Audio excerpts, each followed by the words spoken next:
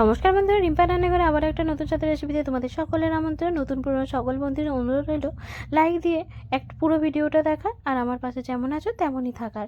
তো দেখতেই পাচ্ছ আজকে আমি নিয়ে এসেছি খাসির চর্বি দিয়ে আলুর দমের রেসিপি। চলো এটা কীভাবে বানাই তোমাদের সাথে শেয়ার করি। দেখো চর্বিটা কিন্তু পুরো ফ্রেশ সুন্দর, পুরো মানে কি বলবো, ভীষণই সুন্দর ছিল। তো যাই হোক, এটাকে আমি এবার এখানে ছিল 200 মতো চর্বি।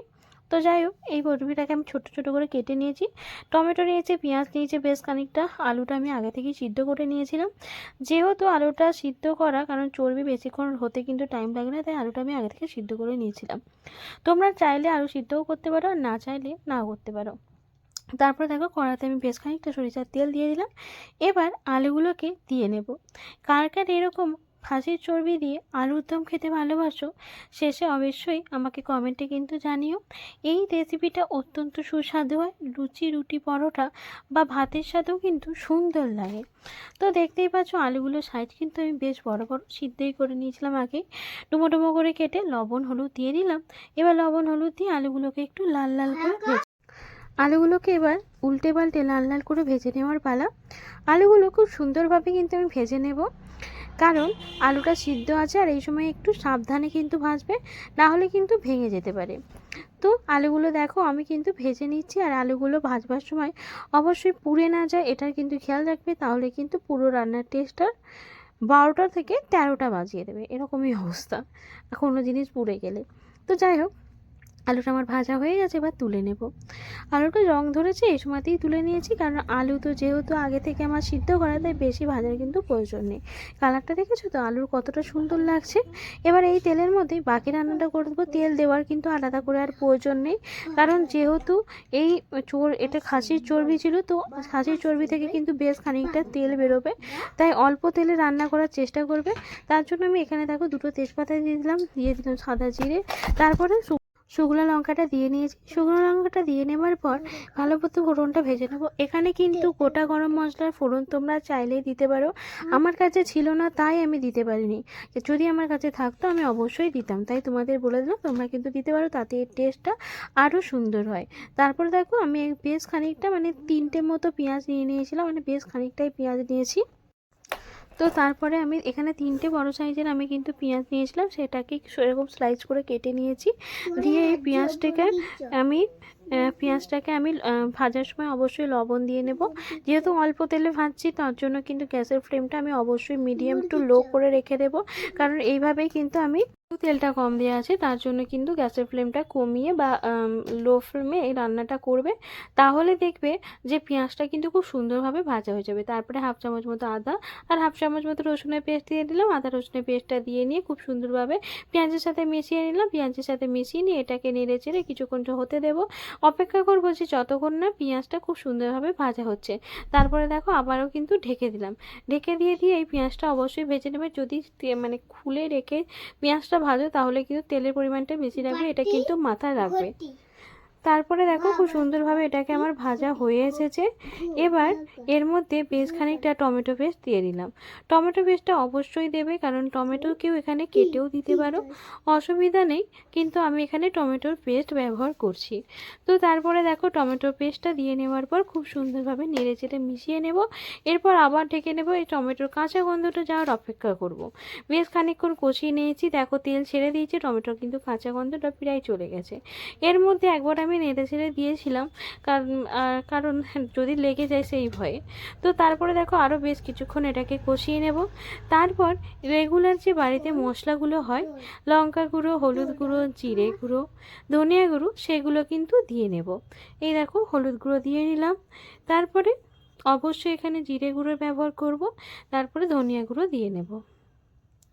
এগুলোকে দিয়ে নেবার পর খুব সুন্দরভাবে এই মশলাটাকে মিশিয়ে নেব, আর একটু সামান্য জল দিয়ে এবার বেশ কিছুক্ষণ ধরে কষিয়ে নেব।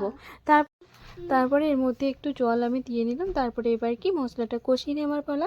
কালারের জন্য কাশ্মীরি লঙ্কার গুঁড়ো ব্যবহার করছি, তোমরা তো দেখতেই পেলে। তারপরে দেখো খুব সুন্দরভাবে এটাকে কষাতে থাকবো, আর কষানোর সময় অবশ্যই এটাকে ঢেকে দেবো, কারণ ঢেকে ঢেকে যত মশলা কষাবে তত কিন্তু রান্নার টেস্টটাও বেশ ভালো আসে, আর তেলও কিন্তু কম লাগে। এরা কিন্তু খেয়াল রাখবে। তারপরে বেশ কিছুক্ষণ কষিয়ে নেওয়ার পর যখন দেখবো খুব সুন্দরভাবে মশলাটার থেকে তেল ছেড়ে দিয়েছে, সেই সময় আমি এখানে চর্বিগুলোর ব্যবহার করে নিচ্ছি।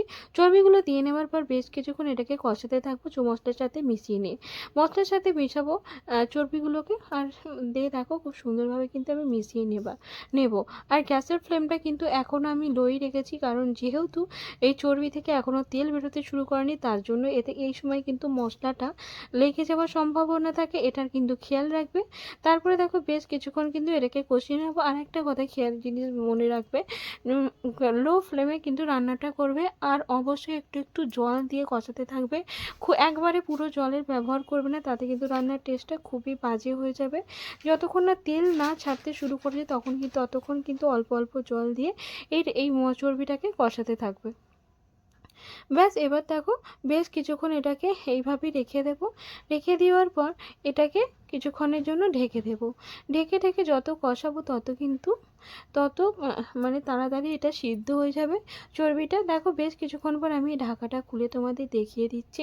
তেল কিন্তু ছাড়তে শুরু করেছে, আবারও এটাকে নেড়ে ছেড়ে আবারও একটু ঢেকে দেব। এই সময় কিন্তু যতক্ষণ না পুরোপুরি তেলটা ছাড়ছে ততক্ষণ কিন্তু এটা লেগে যাওয়ার সম্ভাবনা থাকে। এটা কিন্তু সব সময়ের জন্য মাথায় রাখবে। দেখো কত সুন্দরভাবে তেলটা ছাড়ছে, তোমাদের দেখিয়ে দিচ্ছি, খুব কাছ থেকে দেখিয়ে দিলাম। এই চর্বির রেসিপিটা কিন্তু অসম্ভব সুন্দর হয় আর অসম্ভব সুস্বাদু হয়। একবার যদি বানিয়ে খাও বারবার খেতে ইচ্ছা করবে। অবশ্য যে পছন্দ করে সে তো রেগুলারই হয়তো বানিয়ে খায়। তো তারপরে দেখো আবার ঢেকে দিলাম, বেশ কিছুক্ষণ ধরে এইভাবেই কষাতে থাকলাম। কষানোর পর এই যে যখন খুব সুন্দরভাবে তেলটা ছেড়ে এসছে, সেই সময় এই যে সিদ্ধ করা আলুগুলোকে দিয়ে নিলাম। আলুগুলোকে দিয়ে নিয়ে খুব সুন্দরভাবে মিশিয়ে নেওয়ার পর একটু সামান্য জল দিয়ে দেব। তার আগে একটু ঢেকে দিয়ে একটুখানি কষিয়ে নেব।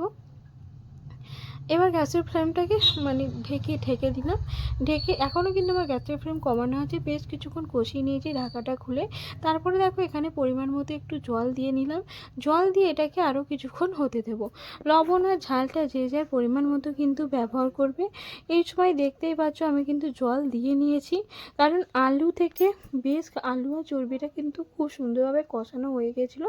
তাই পরিমাণ মতো আমার যতটা জলের প্রয়োজন, মানে আমি যতটা ঝোল রাখবো সেই অনুযায়ী কিন্তু আমি এখানে জলটা দিয়ে নিলাম। এবার জলটা দিয়ে নিয়ে এটাকে বেশ কিছুক্ষণের জন্য হতে দেব। অবশ্যই ঢেকে দেবো আমি। তোমরা যদি চাও এটাকে ঢেকে দিতে পারো, কেউ যদি না চাও না দিতে পারো। এই সময় তোমরা এখানে একটু চাইলে গরম মশলা বা আলুর দম মশলাও ব্যবহার করতে পারো, তাতেও কিন্তু রান্নার টেস্টটা বেশ ভালো আসে। তারপরে দেখো আমি একটু সামান্য কিন্তু আলুর দম মশলা ব্যবহার করেছিলাম, সেটা কোনোভাবে তোমাদের দেখানো হয়নি, তাই তোমাদেরকে আমি বলে দিলাম। আমি একটু মানে একটু আলুর দম মশলা ব্যবহার করেছিলাম। তারপর দুটো কাঁচা লঙ্কা এর উপর দিয়ে নিলাম। কাঁচা লঙ্কা দিলে রান্নার টেস্টটা কিন্তু বেশ ভালো আসে। তারপর দেখো বেশ কিছুক্ষণ পর ফিরে এলাম, তেলটা ছেড়ে এসেছে কত সুন্দরভাবে, আর এটা কতটা লোভনীয় লাগছে দেখতেই পাচ্ছ। এবার এর ওপর দিয়ে আমি একটু চিনি দিয়ে নিলাম। চিনিটা এই কারণে দিয়ে নিলাম, আমার মনে হয় একটু চিনি দিলে সব রান্নাতেই বেশ ভালো লাগে। তো আমিও সেই জন্য একটু টেস্টটা ব্যালেন্স করার জন্য, টমেটো যেহেতু দিয়েছি সেই জন্য কিন্তু আমি এখানে চিনি দিয়ে দিলাম সামান্য একটু। তারপরে একটু গরম মশলা দিয়ে দিলাম। গরম মশলাটা অবশ্যই দেবে, তাতে কিন্তু রান্নার টেস্ট তিন গুণ হয়ে যাবে। ব্যাস, আজকে কিন্তু এই পর্যন্তই। রান্না প্রায় আমার শেষ হয়ে এসেছে। এবার এটাকে 10 মিনিটের জন্য ঢেকে দিয়ে রেখে দেবো গ্যাসের ফ্লেম বন্ধ করে, তাহলেই কিন্তু হয়ে যাবে। লবণ আর ঝালটা আমি এবার একবার চেক করে নেব, কারণ সবাই একটু কিন্তু লবণ ঝাল চেক করে নেয়। তারপর আরও 2-4টে কাঁচা লঙ্কা ওপর দিয়ে আমি দিয়ে দিলাম, দিয়ে আর একবার আমি এটাকে চেক করে নিলাম। চেক করে এবার 10 মিনিটের জন্য ঢেকে দেবো। 10 মিনিট পর ফিরে এলাম। দেখো কালারটা কত সুন্দর দেখতে লাগছে, খুবই লোভনীয় হয়েছিল। একবার যদি বানিয়ে কেউ না খেয়ে থাকো, একবার বানিয়ে খাওয়ার অনুরোধ রইল। আজকে এই পর্যন্ত, পরে আবারও একটা নতুন স্বাদের রেসিপিতে তোমাদের সামনে আসবো। ধন্যবাদ আমার সকল বন্ধুদের এইভাবে আমার পাশে আমার সাথে থাকার জন্য।